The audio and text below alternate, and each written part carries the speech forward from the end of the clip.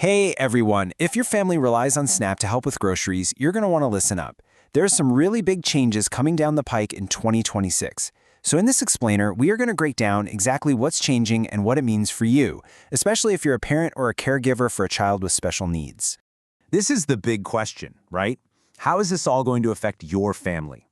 These new rules touch on everything from work requirements to what you can actually buy, so understanding them now is absolutely the best way to get prepared. So here's our game plan. We'll start with the big picture. Then we'll dive into those new work rules and, this is so important, the exemptions that might apply to you. We're also going to cover how you can potentially boost your benefits, what's changing at the grocery store, and we'll wrap it all up with some clear next steps you can take. All right, so what's kicking all this off? Well, there's a new federal law that passed in 2025, and it's basically restructuring some key parts of the SNAP program. The changes are set to start rolling out across the country in 2026. The wheels are already in motion. The law was signed back in July 2025, and by December, we already saw the USDA giving some states the green light for things like food restrictions. The two dates you really want to circle on your calendar are March 2026, that's when the new work rules kick in, and then October 2026 for some other administrative shifts. Okay, next up, let's tackle the one change that seems to be causing the most stress, these tougher work requirements. This is where the rules are really shifting for a lot of folks. First thing, the age range is getting wider. Up until now, these work rules generally apply to able-bodied adults without dependents up to age 55. Well, starting in 2026, that age is getting bumped all the way up to 64. And this is a really big deal for parents. The whole definition of who counts as a dependent is changing. Under the new law, these work rules can now apply to you even if you have a dependent child, once that child turns 14. So, what does this actually look like in real life? Well, if you fall under these new rules, you'll need to be working, volunteering, or in some kind of approved training program for at least 80 hours every single month to keep your SNAP benefits. Now, after hearing all that, I want to get to what is probably the single most critical piece of information for you, especially if you are a caregiver for someone with a disability. So, you hear about these tougher rules, and your stomach might drop a little bit, right? But the key question to ask is, do they automatically apply to your specific situation? And the answer for many of you is probably no.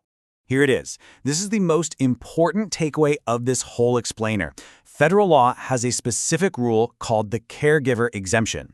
If you are needed at home to care for a member of your household with a disability, that could be your child or an adult, you are exempt from these work requirements. This is absolutely vital to them. And it's good to know there are actually a bunch of ways to be exempt. That caregiver one is just so crucial for so many families.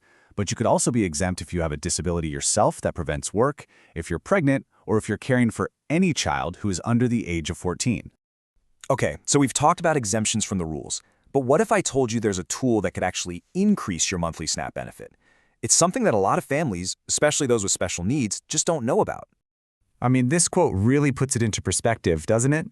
For every $3 you spend on care for a child or a disabled adult, your SNAP benefits could go up by $1. Over a month, that can make a huge difference. So, this tool is called the Dependent Care Deduction. And all it really means is that the SNAP program understands that the money you spend on necessary care isn't really income you can use for other things.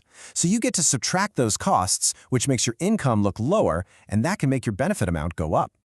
And claiming it is a pretty simple three-step process.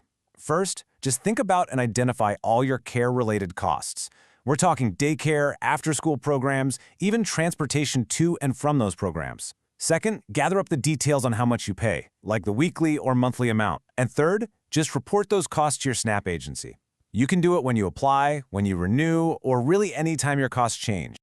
All right, let's switch gears and talk about another big change. New rules about what you can actually buy with your SNAP benefits. Now, it's super important to know this is not a federal rule for everyone, but a new option that states can choose to use.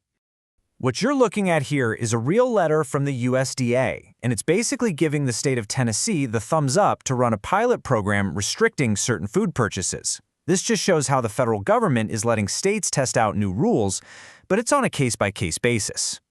So what kinds of items are we talking about here? Well, based on the states that have gotten approval so far, the restrictions are really focused on things like soda and other sugary drinks, candy, energy drinks, and processed foods where sugar is listed as the very first ingredient. And I'm going to say this again because it is so important to remember. This is not a nationwide change. These restrictions only apply if you happen to live in one of the handful of states that has specifically asked for and received one of these waivers from the USDA.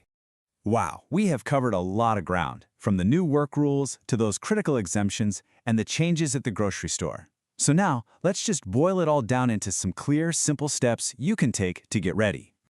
Okay, here are the 3 most important things you need to do. First, figure out if that caregiver exemption we talked about applies to you and your family. Second, make a list of all your dependent care costs and make sure you report them to your SNAP agency.